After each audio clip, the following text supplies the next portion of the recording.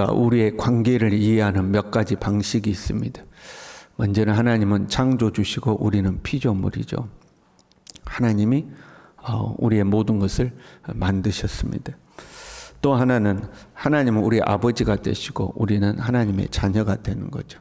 사실 창조주와 피조물의 관계가 좀 비슷해요. 우리가 하나님의 자녀가 됐다는 것은 하나님으로부터 우리가 나왔다, 이런 의미를 가지고 있습니다. 이 창조주와 피조물의 관계에 인격적 관계의 의미를 부여하면 아버지와 자녀의 이제 관계가 됩니다.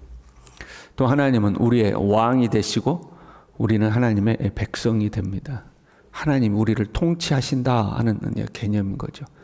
우리는 하나님의 백성으로서 하나님의 통치 아래에서 하나님의 법을 따라 사는 존재다 하는 의미가 됩니다. 또한 하나님은 우리의 신랑이 되시고 예수 그리스도죠. 우리는 신부가 된다 하는 이런 의미도 가지고 있습니다. 왕과 백성의 관계가 공적인 관계에 무게가 있다면 신랑과 신부의 관계는 이제 사적 관계에 무게가 더 있다고 할 수가 있죠. 왕과 백성의 관계는 통치의 관계라면 신랑과 신부의 관계는 이제 연합의 관계입니다. 이 왕과 백성, 신랑과 신부의 관계에 있어서 공통적으로 중요한 점이 있는데 그것이 언약이라는 겁니다. 창조주와 피조물이라는 관계, 아버지와 자녀라는 관계는 어떻게 보면 당위적인 관계입니다. 하나님이 우리를 만드셨으니까 우리는 당연히 피조물인 거죠. 하나님으로부터 우리가 나왔기 때문에 하나님 우리의 아버지가 되시고 우리가 자녀가 되는 거죠. 그게 당위적 관계입니다. 그렇잖아요. 부모 자식 관계는 무슨 계약을 맺거나 언약을 맺어서 되는 것이 아니라 내가 이 아이를 낳으면 바로 부모와 자녀의 관계가 형성되잖아요. 내가 이 물건을 만들었으면 내가 만든 사람으로서 이 물건에 대한 소유의 이 권한이 자동으로 생기는 거잖아요. 근데 왕과 백성, 신랑과 신부는 언약을 맺는 겁니다. 그 언약 안에서 왕과 백성이 되고 신랑과 신부가 되는 거죠. 이 출애굽 사건이 이 구약의 역사에서 중요한 것은 하나님과 언약을 맺었기 때문에 그렇습니다. 출애굽 이전에는 족장의 하나님인 겁니다. 족장들이 개인적으로 하나님을 섬기던 것이 이제 출애굽을 하게 되면서 온 이스라엘 전체가 민족으로서 한 국가로서 전체가 하나님과 언약을 맺은 거죠. 지금 우리로 말하자면 지금 21세기 대한민국을 살아가는 우리는 대한민국이 하나님을 다 섬기는 건 아니죠. 그렇잖아요. 하나님을 믿는 사람들이 교회를 이루고 우리가 하나님을 섬기고 사는데 가정에서 이제 우리 대한민국 전체가 하나님을 섬기기로 했다고 해봐요. 모든 사람이. 그러면 온 나라가 하나님과 언약을 맺는 거죠. 하나님은 우리의 하나님이고 우리는 하나님의 백성으로 살겠습니다 하고 언약을 맺는 거죠. 국가적인 언약을 맺는 것이 이제 출애굽 사건입니다. 시내산에서 국가 전체가 하나님과 언약을 맺은 거죠. 그 언약의 핵심이 뭐예요? 하나님은 나는 너희의 하나님이 되고 너희는 내 백성이다. 이 나라 전체가 하나님의 백성이 되고 우리는 하나님을 우리의 하나님으로 섬기고 살겠습니다 하고 이제 언약을 맺은 것. 그리고 그 하나님과 언약을 맺은 이제 하나님의 백성이 된 거죠. 하나님 왕이 되시고 우리는 하나님의 백성이 됐잖아요. 그 하나님의 백성들이 하나님의 통치와 하나님의 그 통치 원리를 따라서 살아가고자 언약을 맺는 건데 그 하나님의 통치 원리로 주어진 것이 율법이라는 겁니다. 율법은 하나님의 백성이라면 너희는 이렇게 따라야 된다. 대한민국 백성이라면 대한민국의 법이 있듯이 하나님의 백성이라면 이 하나님의 법을 지키고 살아야 된다 하고 주어진 것이 율법인 거죠. 이 율법의 핵심이 무엇이냐? 가장 큰 계명이 무엇입니까? 라고 물을 때는 하나님을 사랑하고 이웃을 사랑하는 것이다 이렇게 이야기하고 율법의 핵심이 뭐냐? 하나님과 언약 관계에 있어서 율법의 핵심이 뭐냐 물으면 제사입니다. 예배 또는 이제 제사 있는 거죠. 그렇잖아요. 율법을 여러 번 말씀드렸죠. 5가지로 나눌 수 있는데 그 율법은 다 어디에 초점이 맞춰져 있다? 제사에 초점이 맞춰져 있습니다.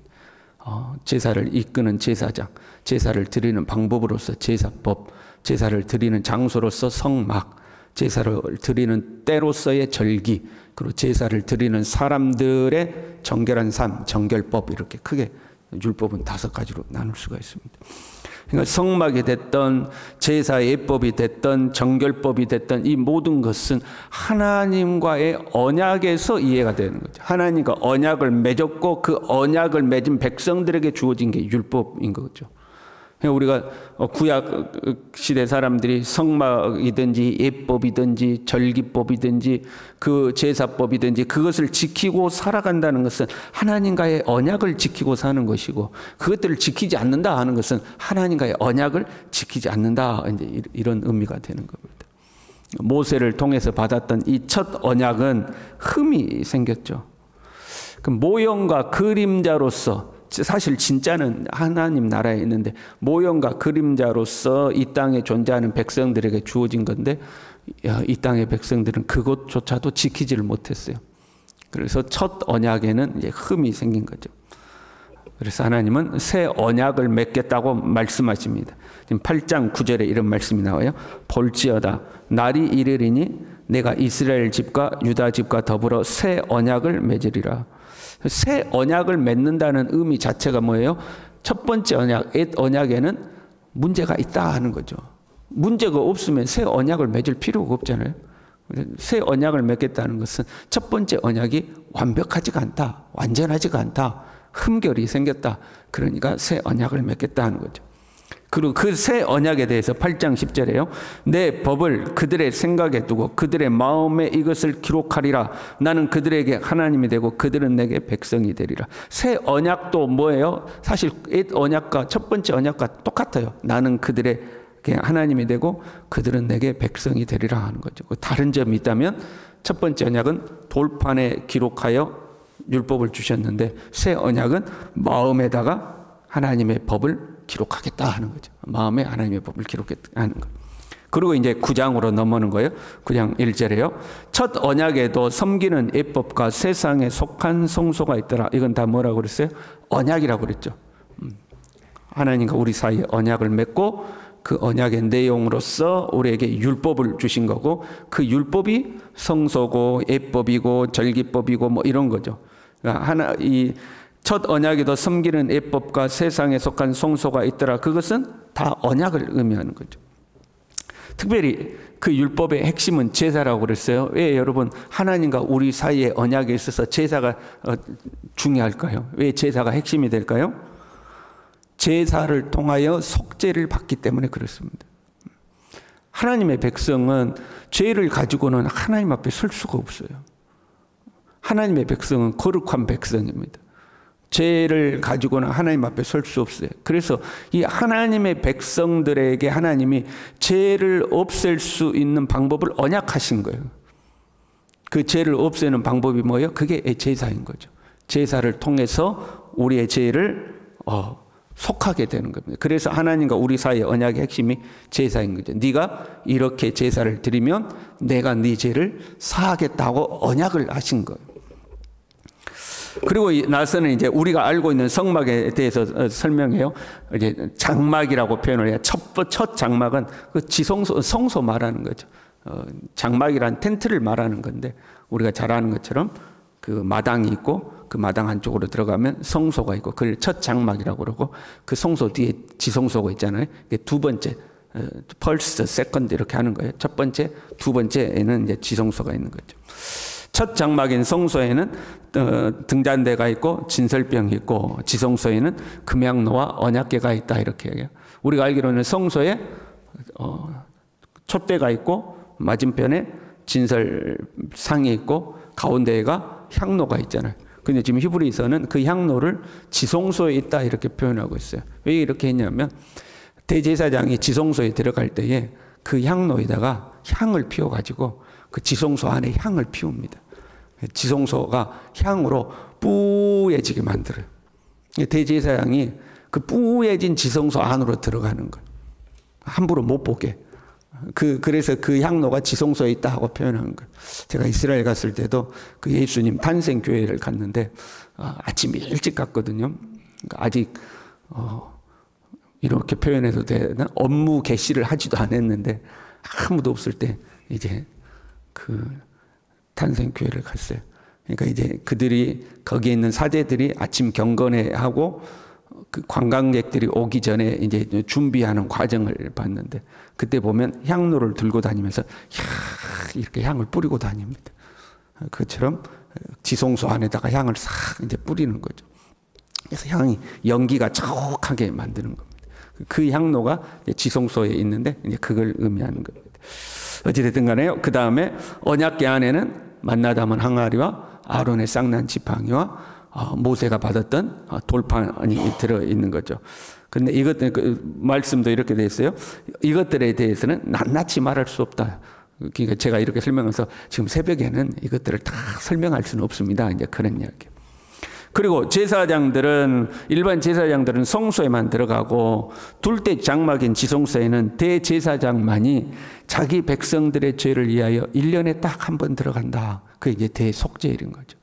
평상시에 범죄하면 하나님 앞에 속죄제와 속건제를 드려서 자기의 죄를 고백하는데, 1년에 한 번 대제사장이 혹시 고백하지 못한 죄도 있지 않겠어요? 우리도 그 기도할 때 어른들 기도 내용 중에 이런 기도들이 있었어요. 알고 지은 죄, 모르고 지은 죄, 그런 거 있잖아요. 알고 지은 죄, 모르고 지은 죄 다 용서해 주라고 그러잖아요. 그러니까 혹시 우리가 고백하지 못한 죄가 있지는 않을까. 또 온 나라가 하나님 앞에 제도적으로나 시스템적으로 지은 죄가 있지 않을까 해서 1년에 한 번 대속죄일 날 그 모든 죄를 하나님 앞에 고백하도록 이제 하게 돼 있죠. 그때 딱 한 번 대제사장이 지성소 안으로 들어갑니다. 이것들은 모형이고 그림자죠. 완벽하지가 않아요. 온전하지가 않아요. 그래서 9절에요. 섬기는 자를 그 양심상 온전하게 할 수 없다. 그 양심 내면의 것까지 완전히 깨끗하게 못한다. 그래서 그냥 간과하시는 거죠. 넘어가 주시는 거죠. 10절에요. 이런 것은 육체의 예법일 뿐 개혁할 때까지 맡겨둔 것이니라. 임시적인 것이다. 첫 번째 언약은 임시적인 것이다. 완벽하지 않다. 온전하지 않다. 온전한 것이 올 때까지 임시로 하던 것이다 하는 거죠. 그런데 예수님이요, 사람의 손으로 짓지 아니한 장막, 첫 번째는 사람 손으로 지어놓은 건데, 예수님은 이 세상에 속하지 아니한 온전한 장막을 통과하셔서 지성소로 단번에 들어가셔서 속죄를 이루셨다 하는 거예요. 염소와 송아지의 피로 하지 아니하고 오직 자기의 피로 영원한 속죄를 이루었다.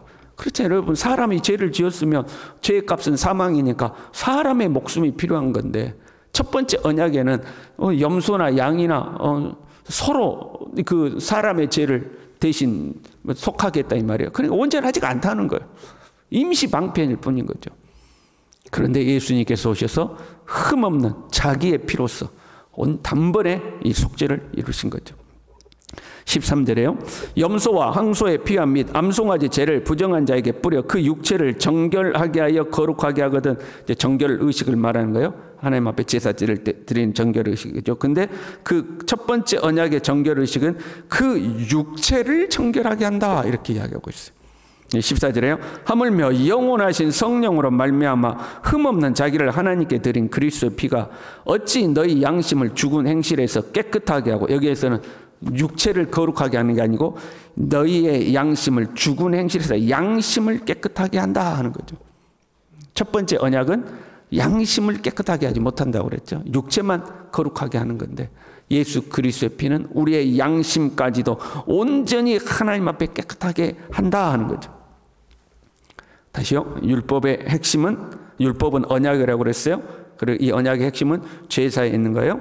그 제사의 핵심은 어디 있냐? 이 피에 있는 거죠.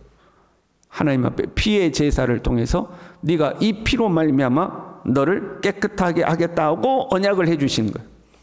피는 언약인 거죠. 율법 자체가 언약인데 그 언약의 핵심이 제사에 있고 제사의 핵심은 이 피에 있는 거죠. 그래서 이 피로 너를 정결케 하겠다고 하나님이 약속하신 거예요. 피가 곧 언약인 거죠. 피로서 죄를 속한다는 거죠. 그런데 첫 번째 언약은 짐승의 피로 했기 때문에 완벽하지 않다, 온전하지 않다. 흠없는 참 어린 양이시며 대제사장이신 예수 그리스도가 자기의 피를, 흠없는 자기의 피로 이제는 우리의 모든 죄를 대속하셨다. 이게 두 번째 언약이고 더 완벽한 언약이고 더 온전한 언약이다 하는 거죠. 그걸 말씀하고 있는 거예요.